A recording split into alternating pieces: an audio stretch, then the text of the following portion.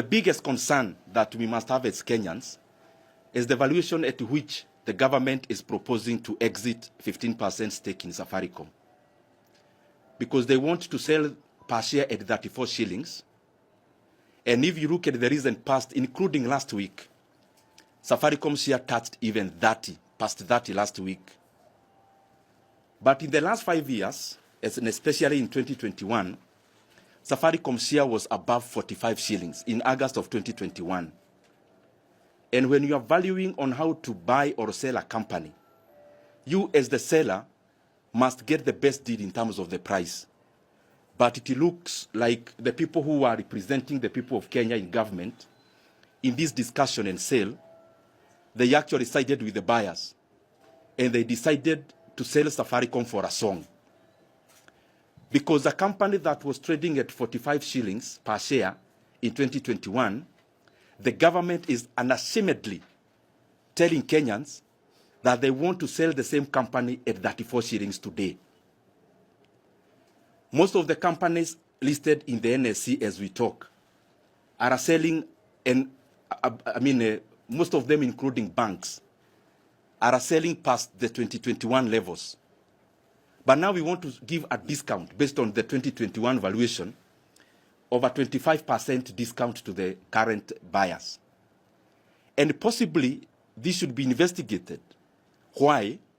Even after so many companies have been recording even 200% increase, Safaricom share, even with the bullish market, has not matched many of the companies in terms of the rise in share price.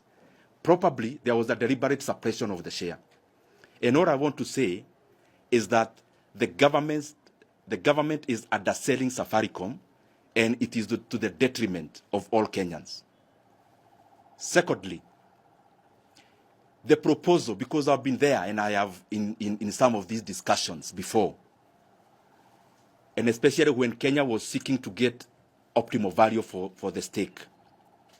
The best thing in terms of the sale of Safaricom was, first of all, to divide Safaricom into 3 companies. Before the sale, you have the telco as Safaricom, you have a tower company, and you have Safaricom Financial Services. Because once you do that divestiture, the sum of the 3 would by all means be bigger in terms of value than the whole that is called Safaricom. And therefore, the government just became quick because of next year's elections to undersell Kenyan assets, because they want they want Kenyans to see that something is being done in terms of development, but the cost is very high today and in the future. The other thing that is very funny about this transaction, and I pity the people in the government who represented the people of Kenya in this transaction and this deal. I've been talking about something called securitization, illegal debts. This deal of GOK sale of the stake of Safaricom also is riddled with the same illegal debts. Because beyond the consideration of 34 shillings per share, the government is doing something else that has never been done in the world. They are collecting dividends in advance.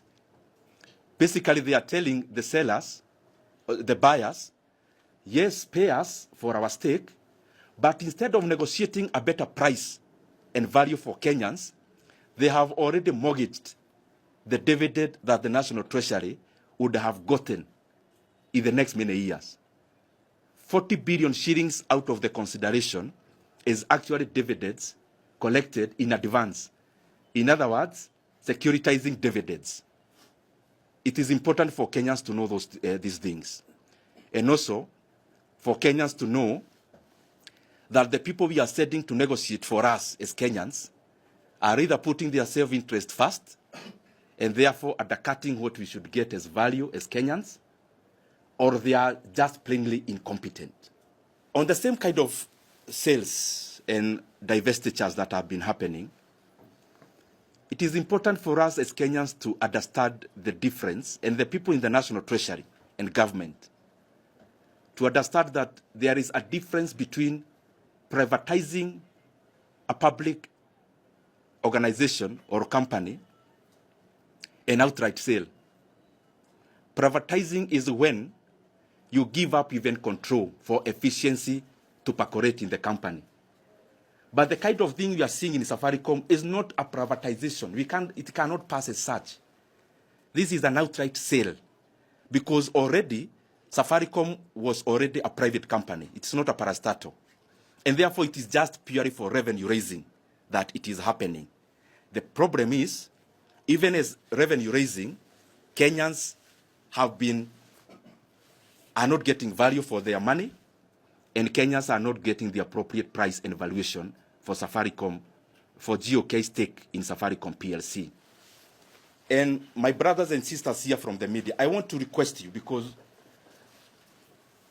whatever happens in Kenya now will affect all of us.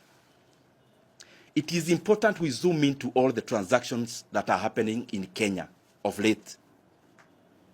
I saw the other day a Tanzanian company with a Kenyan unit called Kiharu Cement buying the stake in East African Portland Cement that belonged to NSSF, again taking it for a song. Why is this massive interference with NSSF? That a person who is not Kenyan can see value in East African Portland Cement that NSSF, that is investing workers' resources, cannot see in a local company. We must be vigilant. Otherwise, within a very short time, we are all going to regret as Kenyans, because we'll have nothing to hold on to. Everything will have been torn down in terms of sold for nothing, and you'll have no fallback position. And on the same, I have been saying, and I want to repeat, there is a new jargon in town called infrastructure fund. Infrastructure fund is only two things, and Kenyans should know that. One was sale of Safaricom, which is now Adawi. Number two is more borrowing. So anyone who needs to know what infrastructure fund is, just keep on watching the lips of everyone talking about it and match with the actions. It is either sale of government assets at a discount, definitely, or more borrowing. And these things are important. And I don't think there is something more important than the economy of Kenya to all of us. Look at it this way. Kenya has already taken a loan using fuel levy.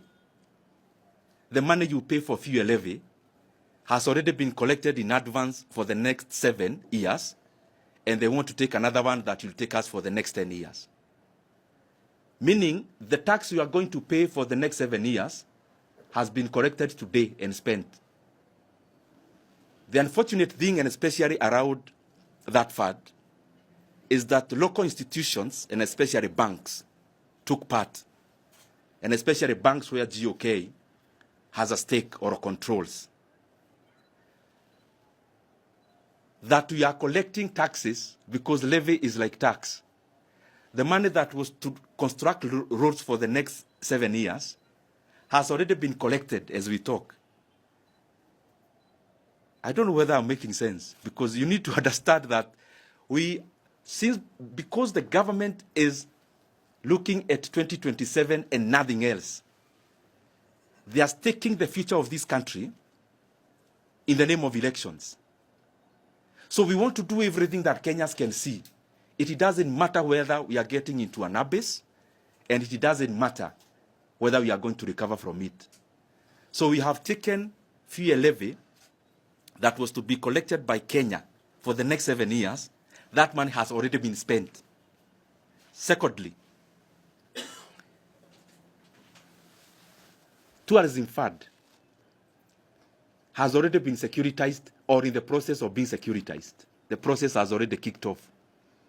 So when you see Bomas of Kenya coming up, that is again an illegal loan, because all this securitization business is illegal. I've been talking about Talanta Fund, and you may wonder why there is no person in government giving a rejoinder. Because if there are no facts, then you should give the facts as the National Treasury.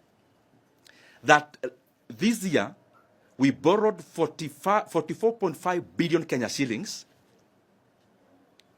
where Kenya is going to pay an interest rate or an interest sum of 100 billion Kenya shillings in the next 15 years. Can you imagine that?